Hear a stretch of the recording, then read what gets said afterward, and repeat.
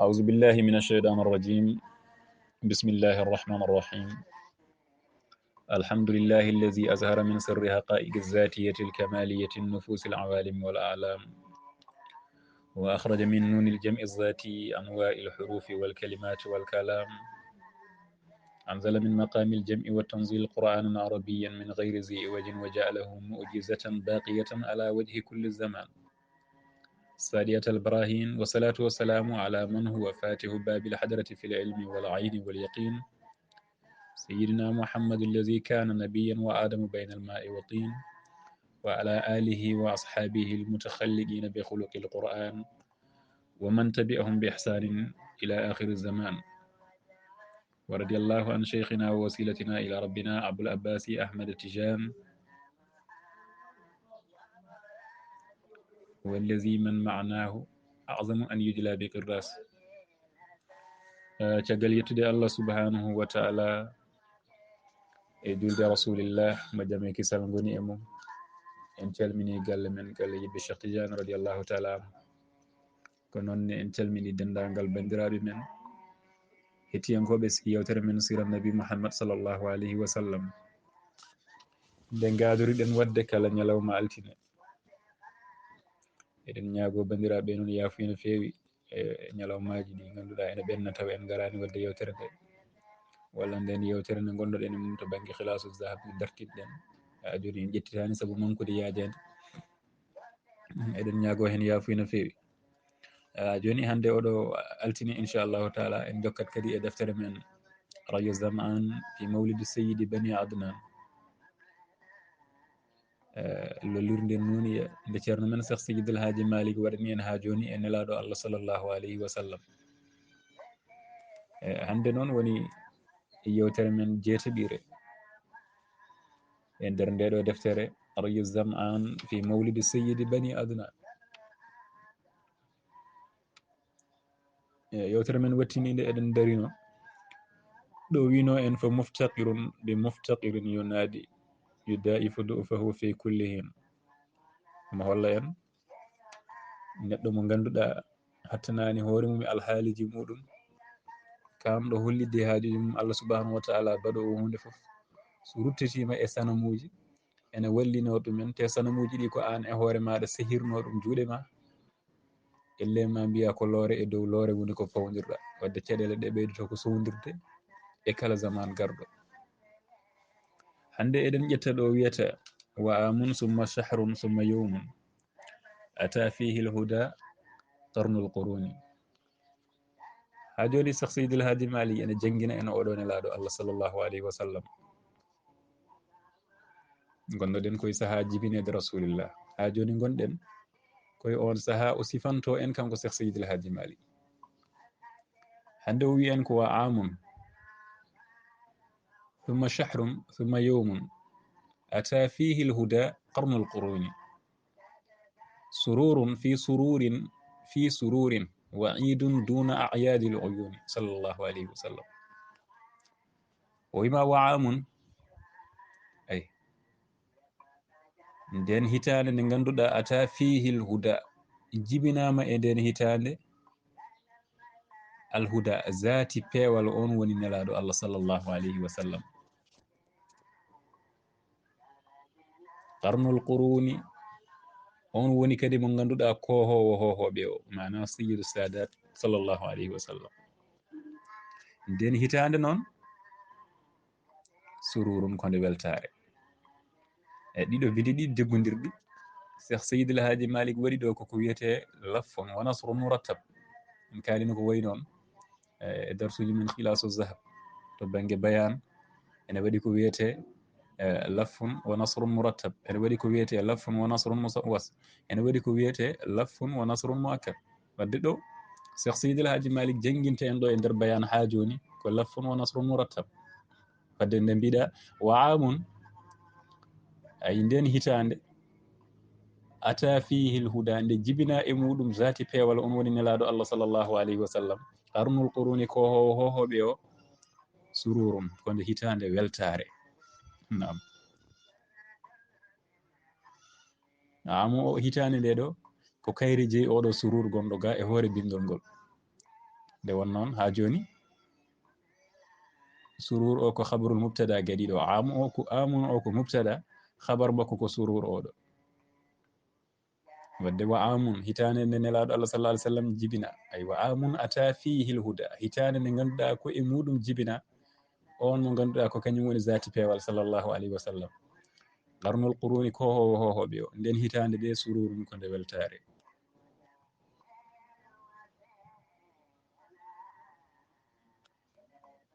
eyi ha joni noon summa shahrun refti hen kadi lewru ndu o jibina e nder mum hitande nde o jibinade ko hitande weltare kono ha joni lewru ndu ganduɗa ndu ata fihil huda ari e muɗum jibinama e muɗum zati pewal nelaɗo Allah sallallahu alaihi wasallam qarnul quruni ko hohoɓe o fi sururin nden hitande kadi ko e weltare wona ha joni summa jowmum ko noonne kay e nelawma mo feeñi e windere o kanko annabi sallallahu alaihi wasallam fi sururin ko weltare mbiya amun wa amun ata fihi lhuda qarnul qurun sururum hitande oɗo zati pewal nelaɗo Allah ko hohoɓe jibina ko hitande weltare summa shahrun refti hen kadi lewru ndu ganduɗa ata fihi lhuda jibinama e ndun lewru zati pewal nelaɗo Allah sallallahu alaihi wasallam wiyete noon qarnul quruni ko hohoɓe o fi sururin ko e weltare wona summa yawmun refti hen kadi on ñalawma mo ganduɗa ata fihi lhuda jibinama e mum holi jibinaɗo e makko alhuda zati pewal holi kin nelaɗo Allah qarnul quruni ko hohoɓe o ha joni fi sururin ko e weltare wona amu o woni hoore bindol dowgol kanko jeeyi surur gadiɗo ga e hoore bindol ngol summa shahru o rewi hen on jeeyi surur ɗimmijo o e bindol lesgol ko noonne kay summa yowmun efti hen kadi on ñalawma kanko jeeyi surur tati ɓijo o e nder ngol ga bindol wadde ko ɗum ɗo woni ko wiyete lafun wa nasrun murattab yo Allah yob Cheikh Seydil Hadji Malick moƴƴere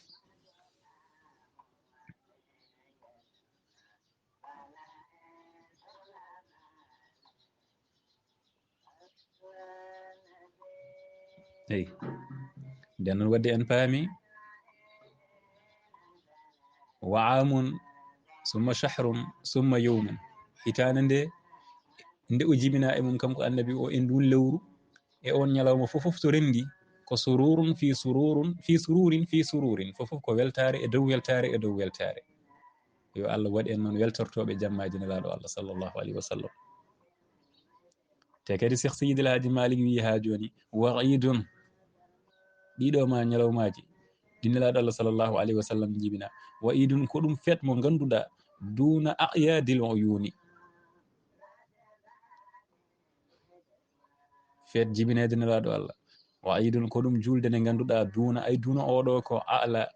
mana ko mana ala o jogi kañum towti ɓuri forde ɓuri moƴƴude ɓuri fayodinde a'yadil uyuni e dendagal julɗele fof kala fet mawninde jibinede rasulillahi sallallahu alaihi wasallam ɓuri kala fet ko mawninde fet nelaɗo Allah sallallahu taala alaihi wasallam ɓuri nde won noon feeɗuji keɓaɗi ɗi fof keɓira ko saabu makko tanko annabi sallallahu taala alaihi wasallam yo Allah yob Cheikh Seydil Hadji Malick moƴƴere o wi en noon rabi'un wa sina fihi shahirun bi amil fili yawman ba'da nuni ay ha joni o woni ko e jangindema saha mo rasulillahi feeñi o ay o wima rabi'un ko e nduɗo lewru wiyetendo rabi'ul awwal enen mbiyata lewru mawlud ko e ndun lewrude wassina ha joni ene hawri e ñalawma altine shahirun taw kadi ene lolli fihi e oɗo ñalawma altine woni nelaɗo Allah sallallahu alaihi wasallam gueɗe makko ene lolli e oɗo ñalawma e rabi'un mana mbiɗen ko lewru mawlidin nabi sallallahu alaihi wasallam ha joni noon wastina ay altine de shahirun ene lolliri fihi e makko kanko annabi sallallahu alaihi wasallam e won noon gueɗe makko kewɗe Allah waɗi ɗum ko ñalawma altine ko hen o jibina ko hen o nela ko hen o feri ko hen kadi o yetti makka en madina e nder fergo makko ko hen o roƴira kanko annabi sallallahu alaihi wasallam gueɗe makko fof ko ñalawma altine nde won noon hay Seydil Hadji Malick jangguinino en ɗum to khilas no wirata wa min samaniyati al ayami jaba ala tilka al masafati lam yattahim ولم ينم قد كان الخروج كما كان الدخول والاستثناء فيه نمي Allah ne filliti wadde ñalawma altine ñalngu nelaɗo Allah gueɗe makko fof ko altine hatta fergo ngo o yalti makka ko altine kono Allah waɗi kadi o yettoyi madina ko altine sallllahu alayhi wa sallam waɗi o wi ñalawma altine ene lolliri gueɗe makko kanko annabi sallllahu taala alayhi wa sallam te kadi ko hawni noon toon aɗa ɓeɓe so mbi altine al isnayin ko kañum kadi firti ɗiɗi te ñalawma alet mana dimas ko on ñalawma woni mo arabe ɓe guinnire al ahad woni ko wottuɗiɗi goto ñalawma altine o noon wiya ɗiɗi ƴewɗon kadi elle ma faam wonko woni toon goɗɗo Allah subhanahu wa taala nde woni goto goɗɗo gonnuɗo hunde foof ko nelaɗo Allah sallah sallam woni ɗimmijo makko caggal Allah ko nelaɗo Allah sallllahu taala alayhi wa sallam wadde noon en paami Seydil Hadji Malick wi en ko e lewru mawlidun nabi woni rabiul awwal nelaɗo Allah sallah sallam jibina o andini en noon ko ñalawma altine wadde o wi ñalawma altine o nelaɗo Allah sallah sallam gueɗe mum ene lolli hen kono elle ma mbiya won mbiɗo Cheikh Seydil Hadji Malick nden hitande a haalni min ndun lewru a haalni min koye kadi ko ñalawma altine mbiɗa kono noon hol nden hitande o wi bi amil fiili yawman ba'da nuni ko bi amil fiili hitande wiyetende hitande ñiiwa ba'da nunin caggal capanɗe joyyi yawman ñalawma événement biyeteɗo tagɗo hitande nde innirede amal fiil o on événement nde kewi caggal makko balɗe capanɗe joyyi ne laaɗo sallah sallam jibina amal fiil woni hitande ñiiwa nde abrahata ummi habash ene ardi e ñiibi mum e konu muɗum ene ari yidde helde suudu kaaba haw tawi ɗon abdoumoutalib wimo suudu ndude ene jogui joomum en jangguino ɗum to khilasu zahab ha Seydil Hadji Malick sifani en toon ene wiya en alhaali oɗo qissa muɗum nanato suratul fil alam tara kayfa faala rabbuka bi ashabil fil so tawi aɗa yiiɗi humpitade ko ɓuuri labde oɗo événement no kewruno eno yaruno Allah ene haalani en ɗum to suratul fil no wiruno e nder khilas wa fi alam tara ma yashfi suduru liman ara lahu zamu fi ilmi halihimi to suratul mana alam tara kayfa to ene toon ko ene ittana ɗom ko on ɗomɗunoɗo yidde andude alhaali abrahata e ko nandi hen kala ko jinnoɗa famde oɗon qissa sa yeehi to alam tara kayfa mana suratul fil Allah ene jangguini en ɗum toon wadde on événement nde kewi ha woni balɗe capanɗe joyyi fawi hen ko nden nelaɗo Allah sallllahu taala alayhi wa sallam jibina bi amil fil yawman ba'da nuni ko e hitande ñiwande ba'da nunin caggal 50 jours ba'da nunin caggal 50 yawman ñalawma wadde caggal balɗe capanɗe joyyi woni jibinede rasulillah sallllahu alayhi wa sallam o haalni en nelaɗo Allah sallllahu alayhi wa sallam nden hitande nde o jibina o haalni en ndun lewru ndu o jibina o haalani en on ñalawma mo jibina yo Allah joɓ Cheikh Seydil Hadji Malick moƴƴere joni noon o wi wo mawliduhu bihi sharafun wa khayrun fa fi ta'zim jahu shujuni wa mawliduhu ay jibinede makko kanko sallllahu alayhi wa sallam bihi woni e jibinede makko kanko nelaɗo Allah sharafun teddugal wa khayrun ay hewɓe ne mbaɗa wa khayrun la wa khayrun bi kasril kha'i wa sukunil ya'i bi khayrun jibinede nelaɗo Allah sallallahu alaihi wasallam ene hen teddugal ene hen ha joni ɓural khayr oɗo mana al karam wal jud wal sharaf teddugal karaysiragal ɓe ɓamtare fofof ene rendi e jamma jibinede nelaɗo Allah sallallahu alaihi wasallam wadde mbiyen ene mofti e jamma jibinede nelaɗo Allah teddugal e ɓural fofof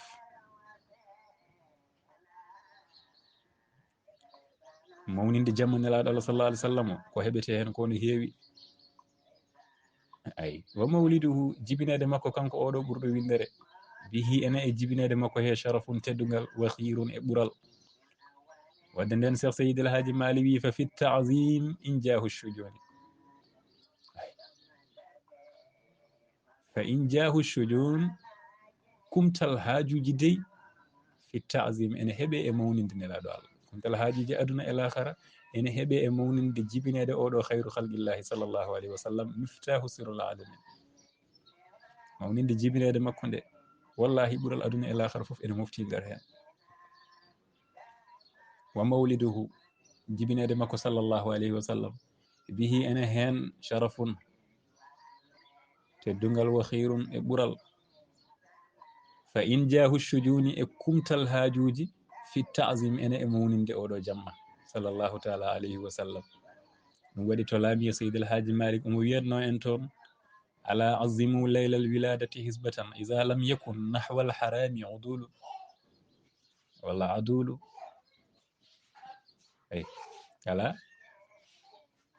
seydil haaji malik wina en toon mawnine jamma jibinede nelaɗo allah sallllahu alayhi wa sallam saabu moƴƴere fofof ene heeɓe hen moƴƴere aduna e lahara ene fandine hen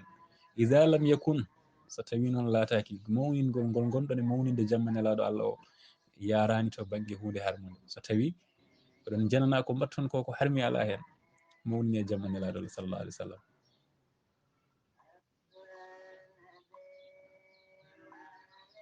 joni noon kanko seydil haaji malik o wi en ala sururul muluki laha jufulum wa najmul kufri zo nahsin mahini ala ko harfu tanbih on tinani mi tintina on sururul muluki daɗɗudeje lamɓe ɓe ñande jamma jibinede nelaɗo allah laha wodaniɗe en daɗɗuleje jufulum joɓɓi daɗɗudele ñande hen bencirima koye kala ɗo cakano wonno firtima e jamma peñal rasulillahi sallllahu alayhi wa sallam oɗo mo ganduɗa ko kañum woni miftahu sirrul alamin nam alam o dañi changement kewɗo hay daɗɗudele lamɓe heferɓe sandulinnoɓe ñande hen lamɗo fina tan taw daɗɗude mum ne wenciti a wayrate ko an lelno daɗɗude pina tawa daɗɗude ene leeli e maɗa on ko kewi noon alay saago wadde ala ko noon de on tinani mi tintina on sururul muluki laha jufulum daɗɗudeje lamɓe ɓe ñande hen de joɓɓi keeɓiɗin wa najmul huda ay hoodere kefarago zu nahshin woni joom kiite mahinin koyɗe koyere e kiite ñande hen heeɓi hoodere keferago so tawi keferu ko hoodere wonno nden hoodere nde nde feeñi ala nde wonti hitortede hoodere tan nde ganduɗa teske nde so feeñiɗo yiyama caɗele garat ñande hen nde hoodere keferu wonani kiite wonandeɓe kamɓe ɓen ma heferɓe wonaniɓe hoodere koyere wonandeɓe kamɓe ɓen ma heferɓe eyi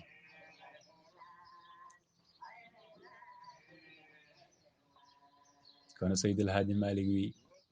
wanazaati tuyuru kaza wuhushun li hannanin yakunu ridal qadimi wanazaati tuyuru hay diwri ene foɗodira ñande hen hay diwe ɗe diwri tangal diwe ene foɗodiranno e on jamma te nelaɗo Allah sallallahu alaihi wasallam feeñi kaza ko nonne kay wuhusun hay puñƴi ɗi puñƴi woni kulle ladde hay ɗin e koye muɗumen ñande hen ene poɗodiranno li hannan wonande on newiɗo on moƴƴo on barkinɗo nelaɗo Allah sallllahu alayhi wa sallam yakuna beele laato ridal qadimi o waɗi ɗo ko idafatu sifa ilal mawsuf mana rida beele o wona joguiɗo weluye e ɓerɗe ɓe ganduɗa ɓe alqaim ko hoddiɓe muɗum beele o wona beelaɗo walla mo hoddiɓe mum beela masalan rida o ko sifa lil qadim hay kamɓe kanji ɗiɗon poñƴi e ɗiɗon diwri ma ndiɗon diwri e ɗin ma poñƴi fofof ko ɗum wonno sagoji muɗumen ñande hen gotel foof ko ɗum wonno yidde mum e oɗo jamma ɗum wonno fandare mum e nelaɗo Allah sallllahu alayhi wa sallam kono alhamdulillah nelaɗo woni joom neeti moƴƴiri labadi ha mo wondi foof ene yiɗamo kanko rasulillahi sallllahu alayhi wa sallam hay soko seconde goto gonduɗa e nelaɗo Allah jikku makko o sifa makko o welete ha gonta guiɗo makko ɗum ne feeñi hay añɓe makko feeñirnoɓe gañgu saabu añde wiyede ko teddungal ngal jogino tawruno mamiraɓe mumen boni cali woppuri ɗum saabu yidde rende e on ɗon funti gonɗo e muɗumen ene irri hono nelaɗo Allah sallallahu alaihi wasallam ala tawi Mouhammad ko holi on ɓe mbiyanma komin ganda foof amin gandi kam ko amin ko koolaɗo fenata ko koolaɗo o jamfata ko koolaɗo o wujjata ko koolaɗo o watta ko boni aso gañuma settima e ma ɗum ɗo kay maɗo ko kersuɗo arde kono on kay ko giɗɗo ene jaaɓi saabu ko jiɗɗo golle maɗe nam ko ni nelaɗo Allah sallallahu alaihi wasallam wayi kono noon e on saaha en needi nelaɗo Allah ɗo foti nehade needi moƴƴiri ndi ɗo foti muynoyde kosam moƴƴam barkinɗam ɗo Allah subhanahu wa taala koko waɗi programme oɗon ha gasi hol tottaɗo ɗum Seydi El Hadji Malick wi lisanul qadri qad nada jiharan bihi ikhtussat halimatuna biduni kono noon lisanul qadri ɗemgal hoddiro en gandi ko lisanul hal ɗemgal hoddiro qad nada jiharan noddi feññini holko ɗemgal ngal wiyatma ñande hen ay ihtussat min kertinani nde ɗon moƴƴere ngal ɗon teddugal halimatuna yumma halimatu sha'biya bidunin gila ko adi min qablu gila ko adi gila to azal gila toon min kertinani ngal ɗo gueɗal nden moƴƴere nede nelaɗo Allah muyninde nelaɗo Allah yumma halimatu sha'biya wadde o wi lisanul qadri qad nada jihara ɗemgal hoddiro ƴewninomo noddino haali ha feeñi holko ɗemgal ngal wino ay ihtussat min kertinani wonande halima bidunin gila ko adi bihi nelaɗo Allah sallllahu alayhi wa sallam nam kanko nelaɗo kay muynan makko nego makko ɗo foti mawnude hawa anda hunde ɗo min kertini ɗum ko ɓooyi gila to asal holmo min kertinani yumma halimatu sha'biya wadde ko on Allah rokki wonde muyninɗo nelaɗo Allah sallllahu taala alayhi wa sallam min ñaguima yafuya so tawi perguite teskama en jowen ɗo yewtere nde inchallahu taala ha yontere fande so weeli Allah subhanahu wa taala ñago yafuya no fewi gantuji ɗi no pawɗirtan no wayi foof eɗen kewna wadde audioji ɗiɗi kono hande mbaɗen audio goto tan bandiraɓe kadi nanggana en gantu anje jumnade nde nde ɓiltoyɗen fo so Allah jaaɓima en gartu e programme uji men no moƴƴi so weeli Allah so tawi perguite teskama hen min ñaguiɓe yafuya ko suuɗi e ko feeñi foof ko famɗude gandal e famɗude fashintagal wonata sababu o kono anniyaji ɗi ko moƴƴinde e fewnude in uridu illa al islah mastata'tu wa ma tawfiqi illa billah tawakkaltu ilayhi unib assalamu aleykum wa rahmatullahi taala wa barakatuhu